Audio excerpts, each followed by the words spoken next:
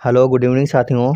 स्वागत है आप सभी का आपके अपने YouTube channel CDP queen Himanshi ma'am पर। मेरा नाम है रवि और आप और हम आज करने वाले हैं अपने 16 दिसंबर को पूछे गए जो EVS के क्वेश्चंस आए थे आपके सीटेट के एग्ज़ाम में, उनके बारे में थोड़ा रिवाइज करते हैं। कौन कौन से क्वेश्चन आए थे और हमारी क्लास के कौन कौन से क्वेश्चन थे और आपने उनमें कौन सा आंसर किया है। तो चलिए शुरू करते हैं अपनी क्लास।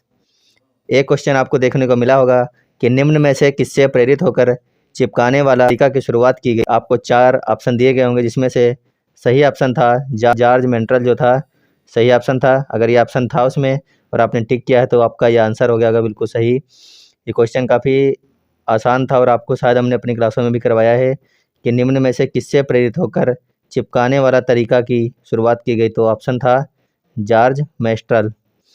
एक बार सभी लोग वीडियो को शेयर कर दीजिए। हम बात कर रहे हैं अपने पर्यावरण प्रश्न जो कि सीटेट में 16 दिसंबर को फर्स्ट शिफ्ट में पूछे गए थे उनकी। तो आप लोग अपने क्वेश्चन को चेक भी कर सकते हैं कि आपने कौन से ऑप्शन किए थे इसमें, और जिन लोगों का एग्ज़ाम अभी बाकी है वो लोग देख लीजिए कि किस प्रकार के क्वेश्चन आते हैं एग्ज़ाम में। देखते हैं अगला क्वेश्चन। दूसरा क्वेश्चन आया था आपके एग्ज़ाम में, निम्न में से कौन सा एक संघ शासित प्रदेश है। आपको 4 प्रदेशों के नाम दिए गए थे जिसमें से जो आपका एक था संघ शासित प्रदेश उसका नाम था जम्मू एंड कश्मीर। अगर आपने ये ऑप्शन किया होगा तो आपका हो गया बिल्कुल सही। आपको 4 राज्यों के नाम दिए गए होंगे और उसमें पूछा गया था कि कौन सा एक संघ प्रदेश है, तो उसमें था जम्मू एंड कश्मीर।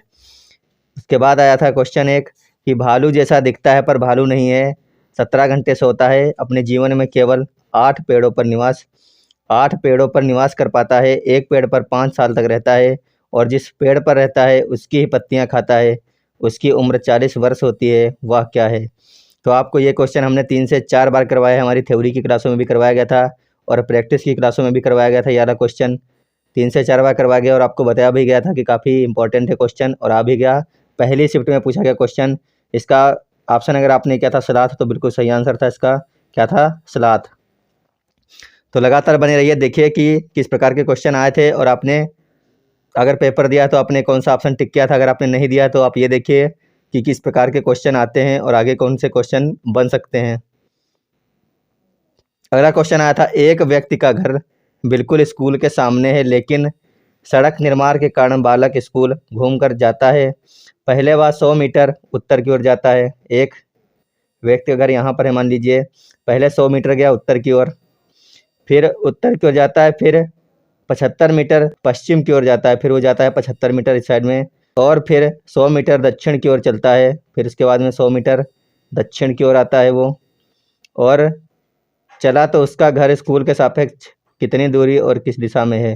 तो अब आपको बताना है कि व्यक्ति अगर यहाँ पर था और व्यक्ति यहाँ पर इस समय खड़ा हुआ है तो पूर्व दिशा में हो गया और 75 मीटर, यानी इसका अगर आपने ये ऑप्शन किया था कि 75 मीटर पूर्व दिशा की ओर तो आपका आंसर हो गया होगा बिल्कुल सही। क्या था, 75 मीटर पूर्व दिशा की ओर। ये क्वेश्चन रीजनिंग से मिलता जुलता क्वेश्चन था, काफ़ी अच्छा क्वेश्चन है। अगला क्वेश्चन आया था, निम्न में से कौन सा जोड़ा है जिसमें बीज पाए जाते हैं।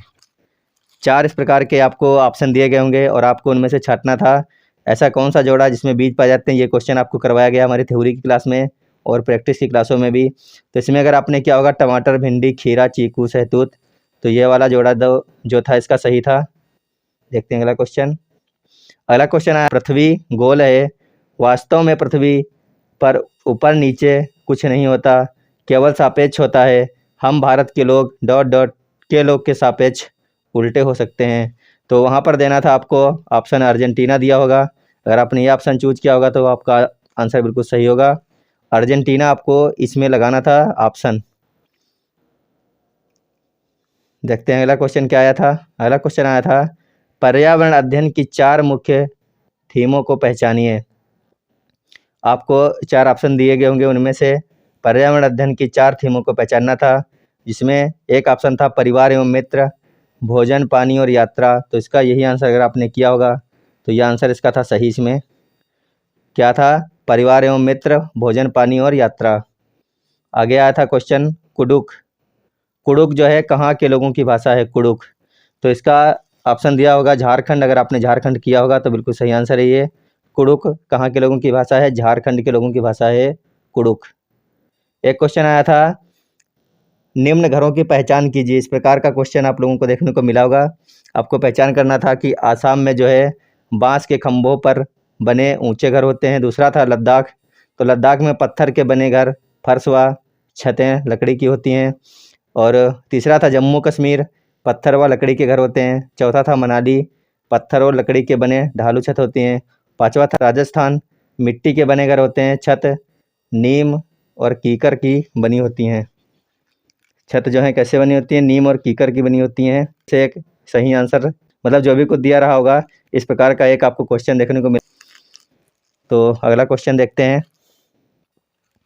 एक क्वेश्चन आया था, पर्यावरण अध्ययन की अंतः विषयी प्रकृति निम्न में से किस प्रकार की है। अंतः विषयी प्रकृति के बारे में पूछा गया था पर्यावरण अध्ययन की। तो इसमें ऑप्शन दिया था विज्ञान, सामाजिक विज्ञान और पर्यावरण अध्ययन एकीकृत के रूप में।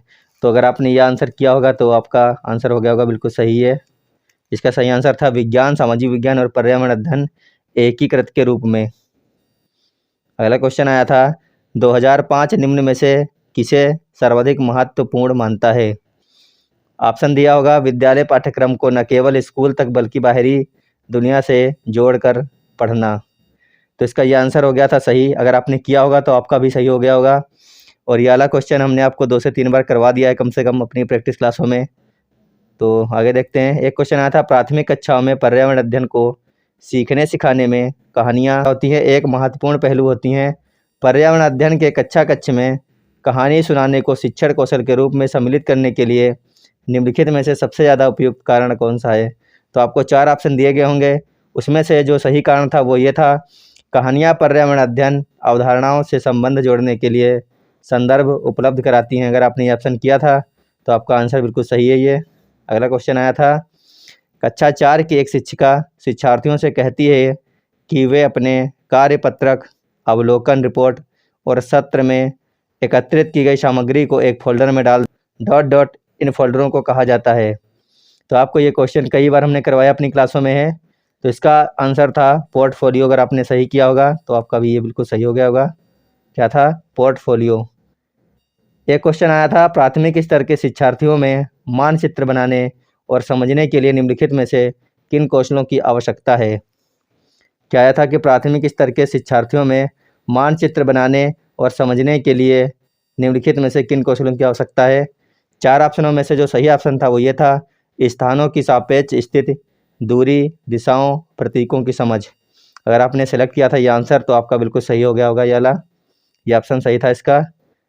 अगला क्वेश्चन आया था, कोई किसान उर्वरकों और कीटनाशकों का अधिक उपयोग करके अपने खेतों में बार बार धान की फसल उगा रहा है। ऐसा करने से उसके खेतों की मृदा डॉट डॉट। तो आपको इसमें बताना था कौन सा ऑप्शन सही हो जाएगा। तो 4 में से जो ऑप्शन था अन्य फसलों के लिए बंजर हो जाएंगी, ये ऑप्शन बिल्कुल सही था इसका। ऑप्शन दिया होगा अन्य फसलों के लिए बेहतर हो जाएगी, है ना, उपजाऊ हो जाएगी मिट्टी, इस प्रकार के ऑप्शन दिए होंगे। लेकिन जो सही था वो ये था कि अन्य फसलों के लिए ज़मीन कैसी हो जाएगी, बंजर हो जाएगी। ये ऑप्शन था इसका बिल्कुल सही। अगला क्वेश्चन देखते हैं क्या आया था। एक क्वेश्चन आया था, बिहार राज्य के लोगों के लिए मधुमक्खी पालन शुरू करने की सबसे अच्छी है। आपको बताना था कि अगर बिहार राज्य के लोगों को मधुमक्खी पालन शुरू करना हो तो सबसे अच्छा समय कौन सा होता है।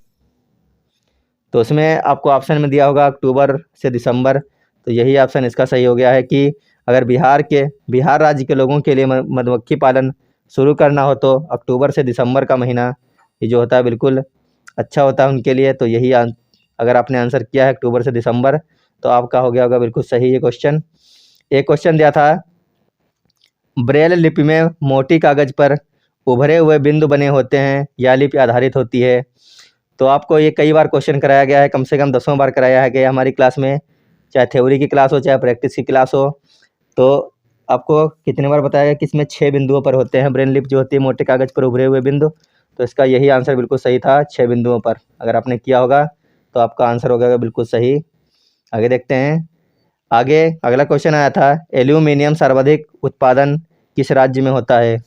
एल्यूमिनियम का सर्वाधिक उत्पादन किस राज्य में होता है। ऑप्शन में दिए होंगे 4 राज्य, झारखंड दिया होगा, उड़ीसा दिया होगा, छत्तीसगढ़ दिया होगा, बिहार दिया होगा। तो उसमें अगर आपने उड़ीसा सेलेक्ट किया था तो आपका आंसर हो गया होगा बिल्कुल सही। इसका आंसर था उड़ीसा।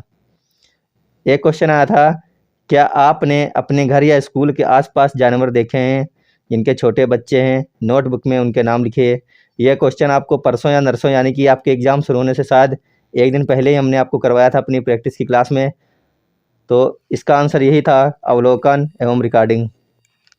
क्या था? अवलोकन एवं रिकॉर्डिंग। अगर आपने किया होगा तो हो गया होगा बिल्कुल सही। और एक क्वेश्चन आया था, किसान प्याज लगाने के लिए किस प्रक्रिया को अपनाते हैं? आपको ये सीरियल में लगाना था। तो इसका सीरियल ये बनता है कि सबसे पहले वो मृदा को सबसे पहले नम बनाते हैं, दूसरा था बीज डालते हैं, तीसरा था बीज जब उगते हैं तो उनमें से खरपतवार यानी कि जो घास फूस होती है उसको बाहर निकाल देते हैं, चौथा था प्याज के ऊपरी हिस्से को काट देते हैं और पांचवा था प्याज को खेत से उखाड़ते हैं। तो इस क्रम में आपको ये लगाना था। तो साथियों, आप लोगों ने हमें इतने ही क्वेश्चन अभी तक भेजे थे, तो आपको हमने बता दिया कि कौन कौन से क्वेश्चन हमारी क्लास से आए थे। ये मान लीजिए कि आपने पहली शिफ्ट में अगर एग्ज़ाम दिया है 16 की फर्स्ट शिफ्ट में, तो कम से कम 30 क्वेश्चन आए थे। 30 में से 17 से 18 क्वेश्चन हमारी क्लासों से आपको मिले होंगे देखने को।